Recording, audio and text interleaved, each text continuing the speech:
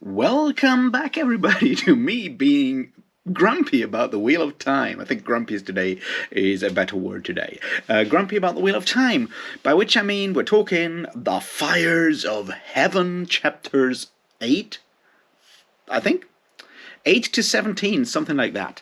I might be off by one, but I think it's chapters 8 to 17, starting with a departure and ending with heading west. So that's sort of where we are right now. And yeah, we'll see what I did not like about it, sort of, and other stuff. And there's very little to like about these ones right now. So yeah, cheers.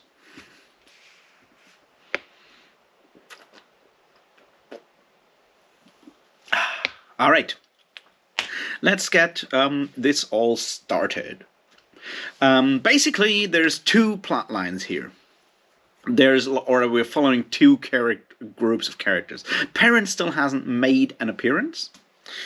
So we have the Nynaeve Elaine plotline, and we have the Min and what's her name, Swan Sanche plotline, sort of.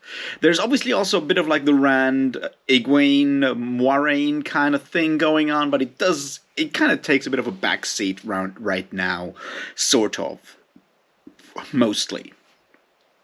So yeah, here's sort of where we are.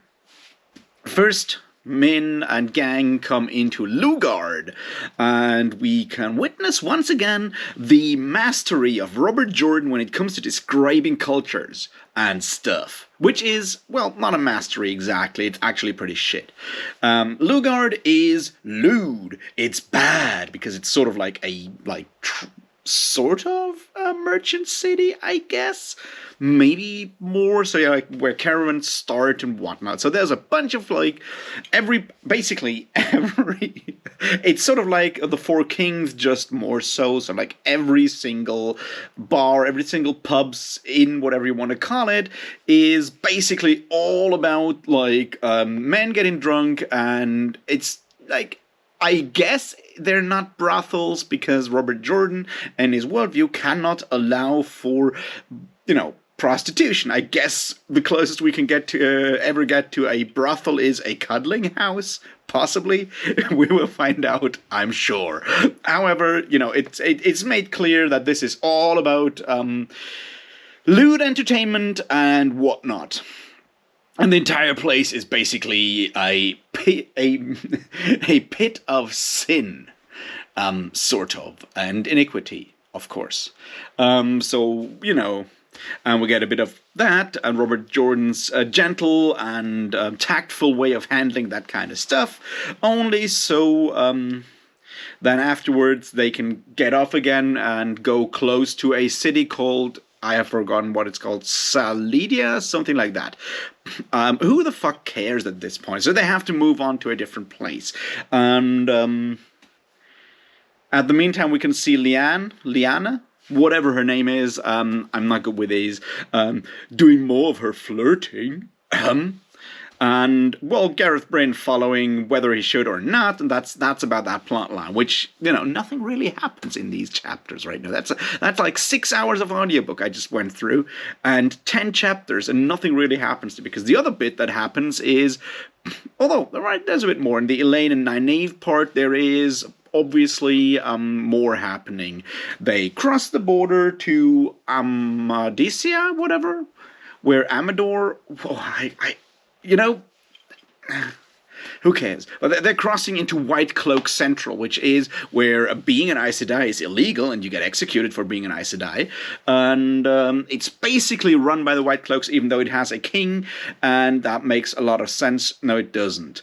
And, they cross there, they come into a town, they have their first weird adventure, where they get knocked out and almost sold back to, or shipped back to the White Tower, because obviously someone has, is looking for them. Well, it's Elida, of course. And we get the big. They go on to like a different town. They do some dream action. Well, Nynaeve does some dream action, and we find out. And those people actually finally find out that Elida is now, Amyrlin's seat. Siuan Sanche has officially been executed, stilled and executed, and they get that kind of information. We find out that Galard is now a child of the light, also known as a White Cloak, and then Nynaeve and Elayne have to flee and join the circus for reasons. And that's that plot line. So basically, not much happens. We're in like a travel montage, and it just takes a lot of time because, and this is the first thing we notice, the pace of the narrative has slowed down considerably. Now, I personally don't mind a slow narrative. I'm fine with it most of the time. The problem, obviously, is that Robert Jordan doesn't have a lot to say, and just takes a lot more words to do so, uses a lot of like not really important descriptions and stuff to fluff out his narrative. And that's sort of like, I mean, this stuff is padded to like extremes with the same kind of things that we always get from Robert Jordan, which is odd observations on the behavior of women and stereotypical descriptions of culture. And that's sort of all we get, basically. So now this is sort of the synopsis of these 10 chapters. Now let's look at all the stuff that is good or not good, bit by bit.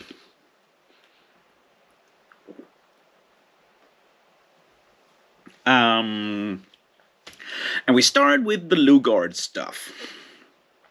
We continue the whole like seduction story of Domani women, which is just like heavy-handed as fuck, and it just keeps on annoying me.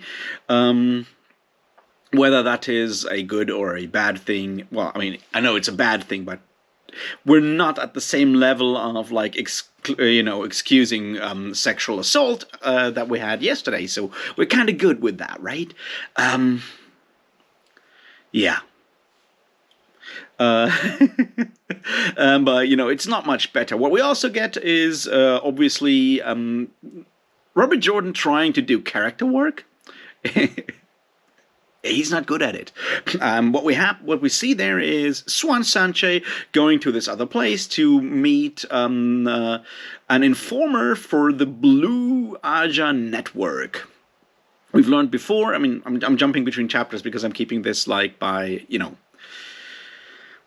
we're keeping it in narrative lines or plot lines and not chapter by chapter. And so we've learned before about the idea that like there's this like information. Everyone has their eyes and ears network out there. Every Aja has their own. We've heard about that in the prologue. Now we meet one of the yellow Aja with the Nynaeve storyline we're going to talk about in a minute, and the blue Aja in Lugard with Siuan Sanche. So she goes there to a place that is another one of those Carter bars, and Siuan walks in and tries to talk to that person, to the, I guess, barwoman, whatever, the owner of the place, basically. The innkeeperess, whatever, to that woman, and gets humiliated because Robert Jordan likes to humiliate women, I assume, and most of that is just like annoying. The point is, and I see what he's trying to do. I see what Robert Jordan is trying to do. What he's trying to do is to show that Siuan Sanche, getting used to being the Amyrlin seat, has now to struggle with the fact that she's no longer in charge of everything, and trying to get, come to terms with that. It's just like the tools that he uses to do that are ridiculous. It's like, yeah, she walks in there and talks to someone, comes across as slightly prideful, or whatever you want to call it, and so she gets humiliated again and again. So she and we see all of that from her perspective, so we see her rage against it. On the other hand, when you look at it, when you have her inner monologue and compare it to what Nynaeve thinks, they're very, very similar in that regard. It's the other side of that, the ridiculous, like, not talking about. Anyway, so I see what he's trying to do there. It's just not working very well because, Robert Jordan. Well, the point is, when she walks out, there's two children of the light. She steps aside and she doesn't look them in the face because she doesn't want to be discovered as an Aes Sedai, which she no longer is. And it's made out as if this is like her reflex, and she does that before realizing that she didn't actually have to do it. I'm fine with that. But apparently, not looking them in the face is enough for the Children of the Light to be suspicious and from now on hunt you as well. Which is about the thinnest fucking plot thread I've ever fucking seen. Because if this is a den of sin and iniquity, if the White Cloaks would try to hunt down every single person who is trying to not look them in the face, they'd be at it all fucking day and night and still only get like a quarter, not even, get like 5% done.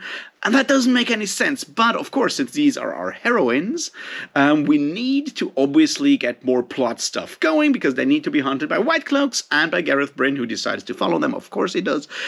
And so on. So of course there will be White Cloaks hunting them because, yeah. Doesn't make any sense, but this is just what we need to assume at this point because why ever not? See, it's just not good is what I'm trying to say here. It is just not very good. So, I mean, I'm not saying the White Cloaks will actually follow them across country, but apparently they at least ask after those women, and everyone knows. It's like, I'm wondering how small is that fucking town? I mean, if like every bar is crowded to like high heavens, and it's an actual town or maybe even a city, there should be thousands, if not tens of thousands of people in that place. And this is fantasy, not realism. I know. I'm just like rambling aloud here. Just, sorry. I shouldn't have done this. I should not question the mastery of Bobby J there. So that is definitely part of it. The other part is, once again, the cultural uniformity. Like, everyone in Lugard is that way, obviously, because it's like how Robert Jordan thinks about cultures. And every Domani woman is obviously seductive as fuck. And point is she's obviously, they are all like that uniformly. They're also all very, very good at it, and they all use it to get whatever they want, and like everyone knows those things. You could make an interesting treaty on like prejudices and how they are harmful and stuff. You could totally do that. Well, Robert Jordan's not going to. So that's sort of all that we see around there. The pace is just like slowed down to a snail's pace because this takes 4 chapters are basically about those 3 women riding into the place, Swan Sanche going to the other bar, coming back, them riding out again, Gareth Bryn walking in, walking out, and deciding that he needs to change and leave more gays behind. And that's it. That's like probably like 50 pages of nothing happening. And I don't mind nothing happening if you're actually, good with prose or descriptions, but Robert Jordan's not. So let's look at the other side, right? Because there's more happening there, and there's more stuff to be actually angry about. And and that is the group of Nynaeve and Elaine crosses the border into like Amardesia. I think that's the name of the country. They come to a town, or they camp outside because, they try to, be secretive about this kind of stuff. And Tom and Julian are walking into town. Well, Tom is walking into town to get food, and the women are behaving idiotically because they obviously always do think the men are incapable of getting anything done. So after that, Nynaeve and Elaine wander into town to do better. Also because Nynaeve has this like weird, we're going to talk about that in a bit. However, what they do is they see a house with a sign of the Yellow Aja out there. They walk in, get recognized, get drugged, and almost shipped off to the White Tower. Tom and Julian come in and rescue them. And well, there's a problem there, and it comes up again and again, and it's another one of those patterns that we find in these books, right? This world is supposed to be ruled by women. Women are basically the more powerful gender in the world of the Wheel of Time. That's sort of what we get projected. But see, it's not true. It's never been true, and once you look at it and think about it, you can see that it's not true, and you can see that at the end of the day, Robert Jordan is very much perpetuating a very, very traditional conservative gender ideology there. But the point is that you have Nynaeve and you have Elaine and you have Egwene as the main focus there when it comes to thinking about men, because they are our main viewpoint characters there. We get a bit of Min. Min is still thinking about changing into, dresses because of Rand, which we spoke about yesterday, and it just continues. And it keeps to be annoying, and I'll keep my eye on it, and it sucks. However, the main thing is we have all those women thinking about how ridiculous men are, how impossible it is to understand men, how they need to be basically spoon-fed and handheld through their entire lives because they're incapable of getting anything done. And that is dumb on its own. But where it becomes toxic and problematic and basically flips the whole thing is every single time the women decide to do something on their own, because obviously they need to do it because men can't do it, they get into fucking trouble and have to be rescued by the men who they disparaged before. Which basically is the narrative of women can't get anything done and need tough men to look after them because otherwise they will get into trouble. Which is the entire plot line behind them going to Tanchico, and it's now even more explicitly done here in this scene. It was done, it happens again and again. It's the women think they are better and know better, and then they get into trouble because of that and get rescued by men. Because at the end of the day, what a woman needs is a strong man to actually make sure that she's alright. And that's fucking toxic. And it doesn't have to be that way. Really, it's annoying me to high heavens at this point. And it's that sort of thing where I think there is a general misogyny going through the Wheel of Time, is exactly in things like that, because it builds up the narrative of the woman that knows better than man and will always criticize and call out men, but at the end of the day, it's men who need to save the day all the time. And you look at typically old white men, that's mostly because I mostly know old white men and not that many old white men of any other ethnicity.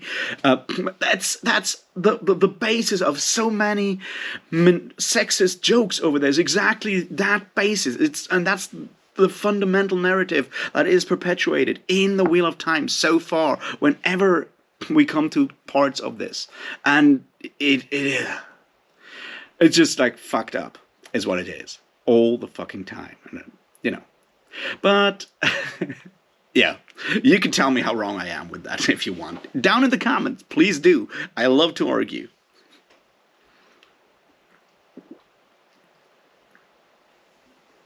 So after that episode which exemplifies a lot of the stuff that is wrong with the Wheel of Time, we get to the next part. They come past the circus with those elephants that are apparently part of the Shan-Chan workforce. Now, I have a problem there because I'm too lazy to go back to The Great Hunt and reread The Great Hunt. Well, not too lazy. I'm also too concerned about my mental health at this point. But there is I remember, and this may just be Robert Jordan being clever, or it may be Robert Jordan changing his ideas later on. And I'm not sure which one it is. Because as far as I know, so there's in The Great Hunt, right, the Shan-Chan do have on the one hand, those like three-eyed beaked monsters that Rand also fights in like this parallel world that he moves to with the Portal Stone. And then they have something else that is described as a form of lizard, like reptilian. Decidedly reptilian as far as I know. And I think now we're supposed to believe that those are elephants. Either it is, yeah, well, you know, the Eminence Fielders have obviously never seen elephants, which, you know, they don't. And that's how they see gray hair, like, you know, gray-skinned animals with, like, basically not that much fur on them, right? That could be it, but I just can't remember any description that sounded even vaguely like an elephant back then. However, you know, there's elephants there that they see when they pass the thing. We see Nynaeve behaving like an absolute asshole, and that's another thing that we need to talk about is the Nynaeve persona at this point, but, well, we'll get to there. They go into that next town, which is full of white cloaks. They take the room. They go into the dream world. We come to that dream world thing where they find out a lot more about the Elida and, you know, coup in the White Tower. And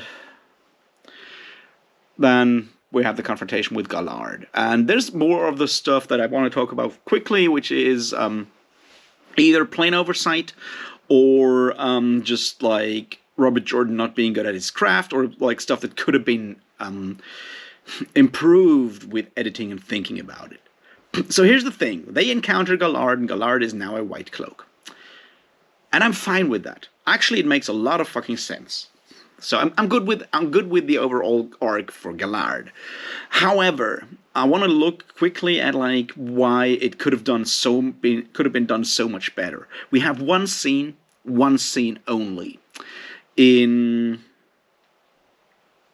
The Shadow Rising, where Gawain, whatever, and Gallard are meeting Min, and Gawain, whatever, is complaining about Gallard reading the Book of the Light, that supposed, like, actual piece of philosophy that is the basis of the Children of the Light's ideology. So we have that scene.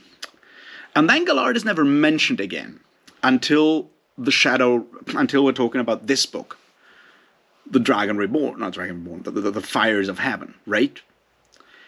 It's never mentioned again. And then we get like one mention that Gallard is missing, and then he shows up here from different like viewpoints. And, you know, it would have been so much better if at the end of Shadow Rising, or, you know, that bit, what's it called? That chapter back way when they move out, it's something, the Truth of the Seeing, something like that. I think Truth of the Seeing kind of thing. That about the putsch in the White Tower. When we have all that stuff, and Siuan Sanche being still, Siuan Sanche being tortured. We don't see any of that, of course. Siuan Sanche being freed by Min. Right? Moving out, them meeting Gawain, he helping them out and whatnot. We see Gawain has now the younglings with him and is doing all kinds of stuff. And it's wonderful. It would have been so easy for Gawain to just mention in any of those conversations when he helps Min and gang to get free, to find Egwene and whatnot. It would have been so easy to mention, to just put in like one single sentence that Gallard has gone over to the White Cloaks, or Gallard has gone, or whatever. It's not done. It's not done. And that's what I would call just not well, like, organized writing, not well structured. It's like, just drop one line there. You don't have to give away the full thing. It's just like if Gawain, because he's like full of all kinds of accusations and stuff, it's like just dropping one hint that Gallard is also missing would have helped so much. But the big one is in the dream stuff.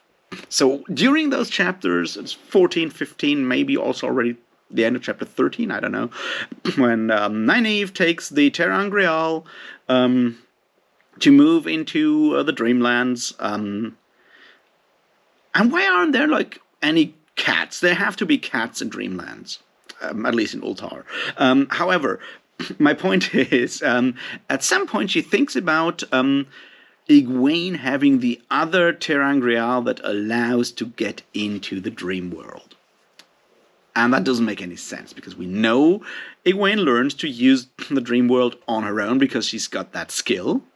And I'm fine with that.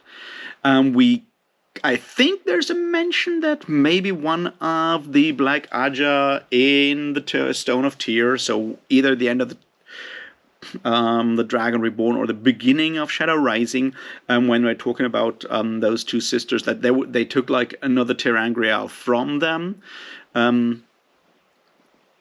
because we know that one of those two, I keep forgetting which one, because it really doesn't matter that much. I think the more cruel one, the one that didn't get stilled, that one, right? Used ter'angreal to be in the dream world where Egwene kind of trapped her, and my point is, they may have had a ter'angreal, but there is never any mention of Egwene taking any of them with her, because why would she need one? She's going to learn to be Super Dream Woman or whatever with the Wise Ones. So this cropping up right now is just like an outright like editing error, I guess. It just doesn't make any sense. It's not a big deal. It doesn't break anything in the story or whatever. It just like made me scratch my head and like be pissed off, because why do you have that kind of oversight in there? It just doesn't have to be there. There's a bunch of other things in there where suddenly like names don't line up, but I'm not going to call those out for like a like an editing problem. I'm almost sure it's like a reading problem, and I don't blame Michael Kramer or Kate Redding for confusing Elaine and Egwene. If you're reading like hundreds of pages of that crap every day for a living, it's easy to, confuse those two. And it's probably also easy to not, realize in cutting together these audiobooks. So I'm not going to call all those, but there's a bunch of them that was like, no, it was Egwene, not Elaine, with you in the dream world, and I'm fairly sure of that. So yeah.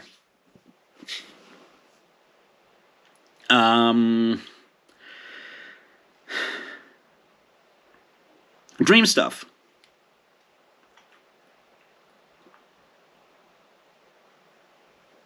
There's a bit of a conflict there between Egwene and Nynaeve. And there's interesting aspects to that. There's also terrible aspects to it, but there's interesting aspects to it. So Nynaeve obviously knows everything better than everyone else, and comes across as super, like, in charge, arrogant, rude, and whatnot all the time. And it's getting worse and worse for some reason. It's getting worse and worse. And it's not quite clear why that is the case, so I'm just, like, assuming that Robert Jordan knows what he's doing, because I'm a very kind reader. But in this case, because of her role and whatnot, Nynaeve lies to Egwene and tells her that she did not drink the fork root tea that knocked her and Elaine out. And she, after that, feels that she's lost her authority or whatever, like any form of power to interact or force or convince or whatever, her influence over Egwene, because she lied. And that isn't actually, that's a well thought out idea. The fact that like her authority in like her like still already like dwindling authority over Egwene is rooted in the fact that she was the wisdom, and she tended to usually be honest and whatnot.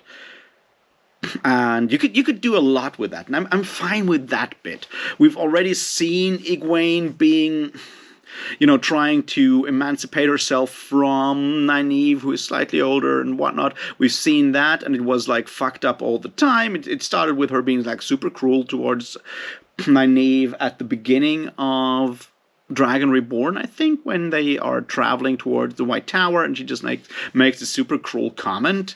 When I'm like, that came out of nowhere. And well, now we have that point where Elaine, see, I'm doing it as well at this point. Egwene is like literally just like insulting and really, calling her out and insulting and forcing Nynaeve to do all kinds of stuff. And it's ugly. And it's like, yeah, I get sort of the idea of, like, if you have been under, like, the authority of someone and you finally realize that you no longer need to, and that authority figure kind of breaks down, there's a certain part of, group of people that will become nasty. But it is a bit overplayed. And I once again just think it is because Robert Jordan just loves to see women humiliated in his books. He just really loves to do that, and he finds every opportunity to do that again and again and again.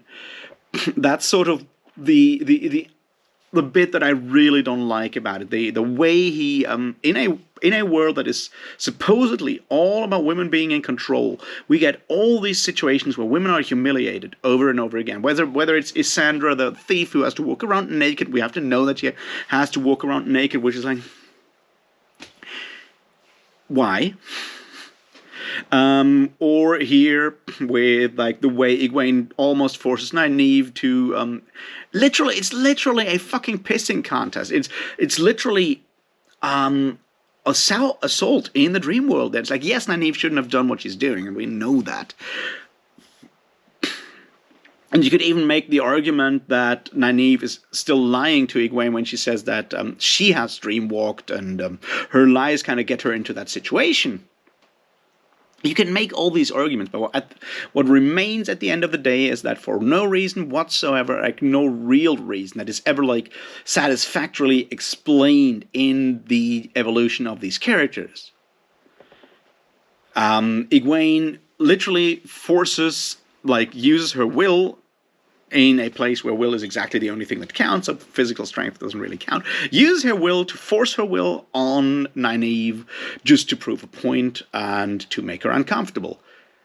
And we get a description of that in all the fucking detail in the world, because Robert Jordan loves to see women humiliated. And that's unfortunately the sad truth of it all. And we have seen way more situations of that. It's like, why do we get all these different, like, situations where Rand is, like, humiliating Moiraine at this point? If not because Robert Jordan just loves to see, like, give us, like, almost gratuitous situations of scenes of that. All right, that's sort of like my main gripes with these two chapters. They're very two, like, plot lines. These 10 chapters, they're very, very slow. I don't mind slow. I just think there's nothing happening, and the descriptions and the prose aren't worth that much of detail. The women having to, flee, and once again rely on Tom and Julian to actually get them anywhere. Joining the circus. Well, we'll see where all of that is going. What I like about it, I want to be positive from time to time, is that Elaine. All right, there was another thing that I need to be pissed about in a second, but let's talk about the positive thing first before I go into the other side. All right, the positive thing is that Elaine doing her, like,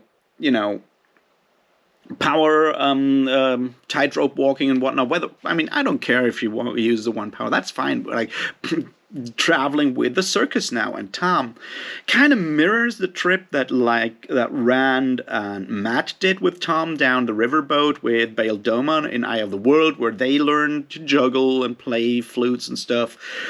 So that idea I like. I really hope we get a bit more of that stuff in the next couple of chapters, because I've said this before, Robert Jordan is at his best when he has a lighter tone and does stuff like that. So yeah, that part I'm looking forward to.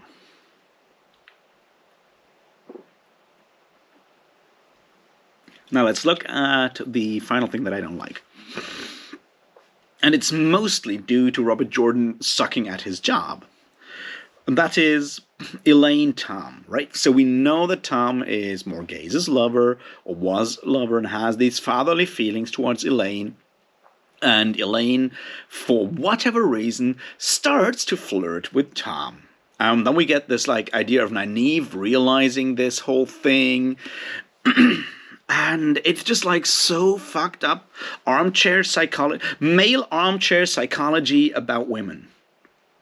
And the idea that Nynaeve has seen this before with like a daughter trying to compete with her mother in all kinds of things, and it only works if both women get like married. And I'm like, the fuck? I mean, really? It's annoying as fuck, and it's also so crude. I mean, those scenes in those chapters, those Elaine Nynaeve chapters, those scenes where like all of a sudden Elaine is like always flirting with Tom and like, oh Tom, you did this so well, and it comes out of nowhere once again, and it's like,